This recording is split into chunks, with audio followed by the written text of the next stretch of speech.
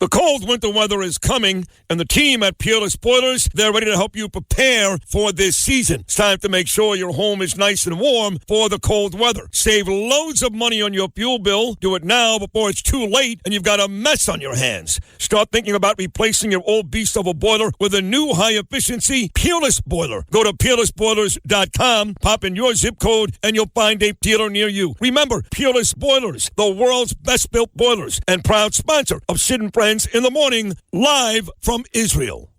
Your time and expertise are valuable, making Focus one of the most important resources to have at work. These days, professionals spend nearly half the work week on written communication, and it can be difficult to stay on task with all the emails and documents you have to get through. With Grammarly as your AI writing partner, you can stay focused and quickly get through your work with relevant real-time suggestions wherever you write. It works across 500,000 apps and websites, so it can help with everything, from brainstorming presentation ideas to sounding more confident and persuasive in emails and reports. For 15 years, Grammarly has offered best-in-class communication support and enterprise-grade security on a business model that doesn't sell your data. 93% of professionals report that Grammarly helps them get more work done. Download Grammarly for free at grammarly.com/podcast. That's GRAMMARLY.com/podcast. Back here on a Friday morning, wrapping up another great week. You know, I'm not one of those guys that, not happy for my friends when they do very, very well. A lot of people in this business are resentful. They're jealous. I'm not one of those guys. You know, I worked with Craig Carton for many, many, many years. Decades ago, we were kids in our 30s in Fort Lauderdale, Florida. Then, of course, here in New York. And when I found out that Craig was going to be inducted into the Radio Hall of Fame, I was so happy for him. First of all, he deserves it. Guy's had an unbelievable radio career. When Imus left, trust me, I know about these things because I replaced Imus here at WABC. When Imus left WFAN, they were like, oh, my God, now what? And in walked Craig Carton and Boomer Esiason, to a lesser extent Boomer, by the way. And these guys put on a big-time show, huge ratings for many, many years. So with all that said, just a couple of days now after being inducted into the Radio Hall of Fame, here he is, my good buddy Craig Carton. Good morning, Craig, and congratulations. Oh, thank you very much. But from now on, I've been knighted. So now it's got to be Sir Craig Carton from you. You have to put the hashtag HOF before your name every time. If I sign autographs now, it'll be Craig Carton, HOF 2024. And if you think back, you alluded to when we first met, when down at a company called Sportsline USA at the time, which became Sportsline, which became CBS Sportsline. And you started there in customer service, as I recall. And I came down from WIP in Philadelphia. And those early days, before the shows got syndicated, Sid and I were basically doing radio talk shows on the Internet before there really was the Internet. Right? True. Yes. And we would basically have to come up with creative ways to get through 2, 3, 4 hours and interact with a very small handful of people that might have had access to this website that nobody had heard of. So humble beginnings for sure to get to where you're at now, opening at Madison Square Garden for former President Donald Trump and me in the hall.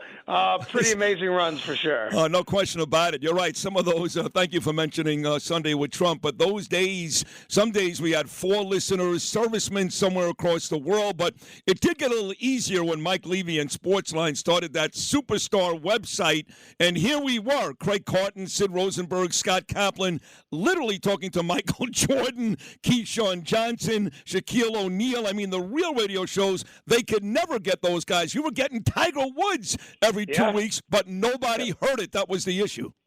Yeah, they had. So back then, the two things happened. Tiger, Michael Jordan, those guys started a company called MVP.com. And CBS Sportsline, as it became to be known, had a deal first with Joe Namath, who, I guarantee that this is going to be successful back on the 69 Jets. And those guys. And the idea was, well, if Michael Jordan and Tiger Woods at the height of their popularity are going to vouch for this fledgling internet company, well, maybe we should check it out.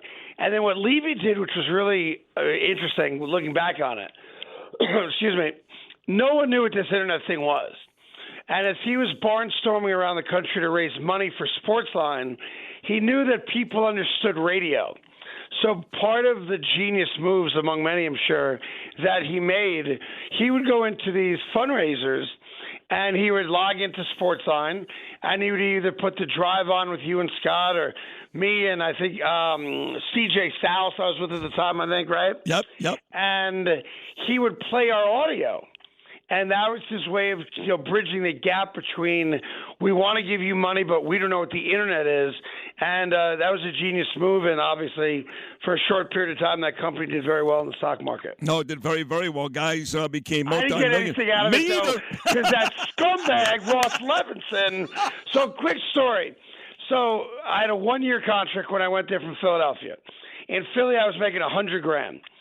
They paid me $65,000 at Sportsline, but gave me a boatload of stock. And I was single. Well, they didn't give you stock. They gave you what they gave me, too. It was called stock options. Yes, which right. They have to actually mature at some point. Right. So the way the deal was, we got, I mean, a boatload of, at the time, worthless stock options. And my purchase price was like $4 a share. Yours was probably like $1 a share because you were there before me, right? Something like that. So, and then you could purchase more stock, like an employee purchase plan, right? But the way it worked was you had to be there a full year, and after one full year, and I mean that literally, 365 days, you vested 25% of the total amount of stock they gave you, all right? So the stock goes public in my first year. The stock at one point hits 83. Yes, that was the day they announced what you mentioned before, the partnership with MVP. Okay, so I'm sitting there on about $30 million worth of stock, okay, when it hits 83. Well, they bring in this total douche named Charlie, what the hell was his name? Barker. Awful human being. God. So the company's blowing up. Ross Levinson, who's running the company, went on later in life to have the great fame of telling the Murdochs to buy MySpace for $500 million. Yeah, that's true. Okay. He gets fired for that. Goes to the LA Times, is running an animal house there, multiple allegations about frat house living, gets fired from there, goes to Sports Illustrated, gets fired from there. Of course, he's a wealthy man, so what does he care, right? Yeah. So on day 364 of my tenure there, they allowed Charlie to tell me my services are no longer needed. Oh, no, they didn't. Oh, yes, they did. Oh, that was kind of like benching Boomer Esiason in Arizona when he had a chance to make his bonus. You're not going to play the last game. Yeah. So I go, I don't care if you fire me or you don't renew me. Just wait 2 days to do it, right? Like, it doesn't cost you any money. Even the amount of stock I had doesn't hurt anybody else. Just allow me to keep the stock. Oh, my God. And the answer was no. Oh, my God. So, yeah. I didn't know that. And then you go on the internet and you see Mike Levy sold his stock today for $12 million. Mark Mariani made $9 million. Ross Levinson made $7 million. And I'm making nothing, and you're getting fired. Yeah, so I wound up, like, no joke. I went there. I took a $30,000 or $40,000 pay cut to go there, and I had all this stock that literally I would have been 25 years old and a multimillionaire, like living alone else. in Florida. Yeah, I know.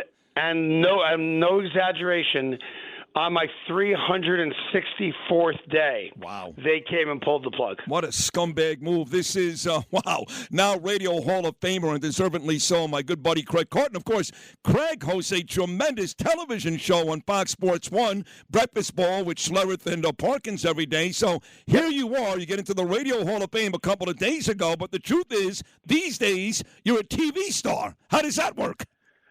I don't know.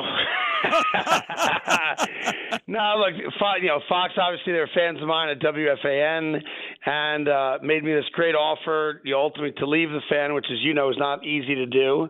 And, it's been great. And this new iteration of the show, which, was the Carton show and is now Breakfast Ball, I think is the best iteration. Schlereth is great. Here's a guy that's won 3 Super Bowls, and I can tell you, puts the work in. Which is always, an issue maybe with athletes who've made a lot of money who now want to become media stars, and love him to death. I've known him for a couple of years. And then Danny Parkins, a young guy from Chicago, who's also a Syracuse grad, is one, a young kind of new generation breed of sports talk guys who had a lot of success in Chicago, and again knows his stuff, puts the work in, and it's fun. Like I always say all the time, and I'm sure you do the same thing, even though you've gravitated more to politics. Politics and sports in the talk business, radio or TV, are very similar. Yes, there's rooting interest, there's sides, there's back and forth, but it's fun. Now, the stakes are different, talking about the stuff you talk about, because it's the wellness of our country, it's the future for our kids, and that's all serious stuff. But it's fun. Yes. And, sports is the same way. It's fun. And, people take it seriously. They should. Fandom means a lot to everybody. But, man, we're blessed. Like, we don't have real jobs. No, we really don't. No, you're right. We don't. We get to talk about things we're passionate about, and we get paid a pretty good amount of money to do it. And talking about sports and politics, you've done them both, because before you became really the Radio Hall of Famer at WFAN, look, you had a nice career before, no doubt about it. WIP in Philadelphia, the days down in Florida. But FAN was really the point we became a huge, huge star. But you had a nice run in New Jersey on 101.5 with Ray Rossi. And you guys did a lot of politics. You became very, very close, unfortunately, with Chris Christie. And by the way, he is not going to be speaking with me Sunday before Donald Trump. But on a serious note, you've done the political stuff as well. I know you enjoyed that, too. Yeah, I did. I enjoyed it a lot because, like I said, the similarities to sports are obvious to me, at least. And what was really crazy, so I was at 101.5, which, for those of you that don't know it, is this powerhouse station specifically centered around, the state of New Jersey. And by the way, right now you've got the guy that does the morning show there is a huge fan of mine, and he may very well be the next governor of New Jersey. That's Bill Spadia. Yeah, I met Bill once. He came to one of our charity comedy shows that we did in New Jersey. And again, I met him once, but seemed like a really good guy. And I know he is running for governor. Sort of interesting how that plays out if he can, take over for Murphy moving forward. But what was really crazy about it, because I never considered myself a serious, political commentator, but this a magazine comes out. This has to be back in like 2005 or 6. And no joke, I was ranked as like the 9th most powerful person in New Jersey politics. Well, listen, it's true when you talk about this every day, because, to be honest, Craig, every now and then I'll be to Danielle, I'll go, are they serious? But they treat you, because you're talking about it every day. Every day they treat you like you are some type of important voice. And for me, it's kind of surreal, and I guess it was for you too.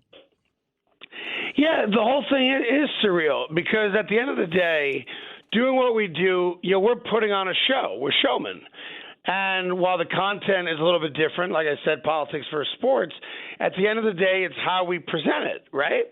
And the fact that we've gotten to a level in our careers, respectfully, where people care about how we present our opinions and thoughts on these matters, is the goal. Like when you first get into doing sports talk radio, political talk radio, TV shows, whatever it is, the hope is that you have a point of view that people care about. And you've done it successfully many times over. Sports are now at WABC for a long time. I've done it, almost exclusively in the sports world. But not everyone has, that level of success and has that connection to an audience. And I think what separates you and I from a lot of people, because there's obviously a lot of really talented people who have not had the same level of success, no fault of their own, is that when you're open and honest with the audience buys into that, and they ultimately care about you. and you're not sitting where you're sitting, I'm certainly not sitting where I'm sitting, if we didn't have a great amount of respect for the people listening and those people caring about us as people. And you can't teach that. Either they do or they don't. That's true. And we've both been very blessed. And a lot of it, to be fair, came from our worst moments in life. That's right. Where we showed people that, we're not robots or, behind a microphone, that we're real people. And I think that ultimately, while it costs us a lot and at times everything, is also the reason for our ability to have comebacks and to be successful. You're 100% right. Listen, people go through, trials and tribulations every day, and a lot of these radio hosts come on, and they've got issues. You'll never know it. They're talking like everything is great.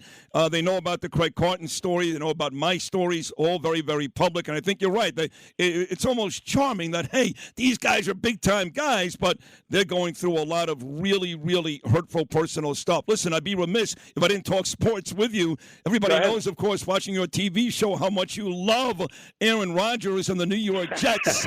And last I checked, your guys are 2-5. And look, Mark Cannizzaro, who you know very, very well, wrote a story in the Post this week, and he said, I think it's becoming pretty clear that this Aaron Rodgers is not the guy who won 4 MVPs and a Super Bowl MVP. Was Mark Cannizzaro being tough on Aaron Rodgers, or do you think he's right? No, I think he's right. And the fact that these articles are being written, and I've soured on him as a diehard Jet fan, is all you need to know. He did everything right when he first got here, participating in all the off-season stuff and, being a team guy and hanging out with the young guys. It was really kind of cute, a year ago, last summer. But, then he gets hurt. You don't blame a guy for getting hurt. So, again, all good. Comes in. And this year was just different from, him, publicly saying how once football starts, it's got to be only about football. And then he blows off a minicamp to go to Egypt. All right, no big deal. He's Aaron Rodgers. Does he really need another practice in a tank top and shorts? He doesn't. But then when, the bullets are real and you're playing poorly, and when you start comparing numbers of where was the Jets' offense with Zach Wilson compared to Aaron Rodgers, and it's damn near identical.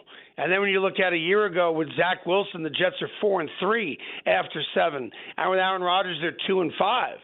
And you watch him, overthrow wide open wide receivers, and then you hear the nonsense afterwards on his weekly interview, which is obviously all about him and his greatness. It's very easy to fall out of love with a guy like that, too. Now, I think they'll beat New England this weekend. New England stinks, so I think they'll get to 3-5.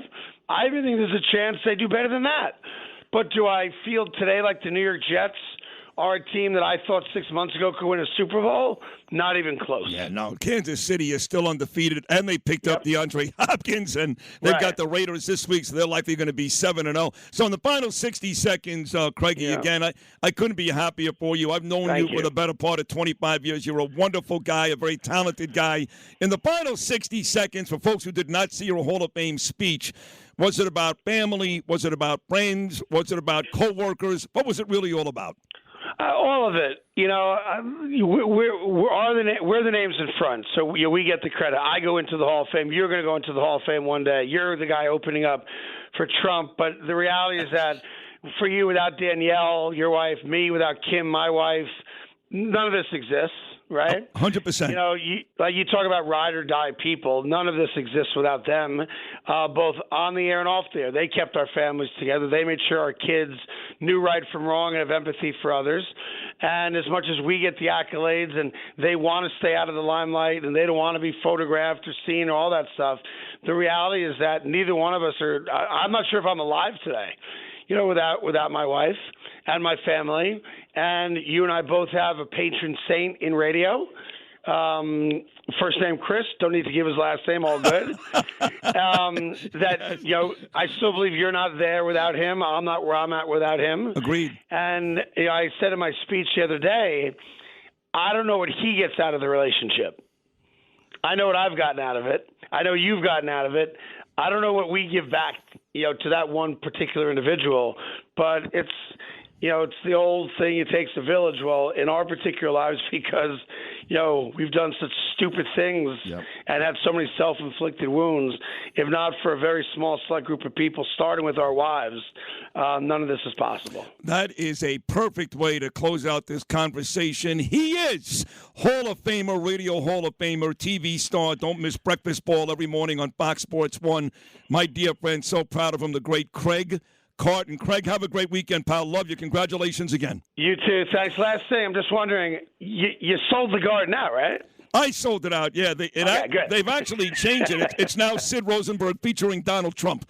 Perfect. Well, enjoy. I can't wait to see the highlights of it. And soak that moment in. It's special. Thank you, Craig. Thank you very much. Take care. Radio Hall of Famer, host of Breakfast Ball on Fox Sports 1. The great Craig Carton will take a short break. Not done yet. Friday morning right here on Sid and Friends in the Morning.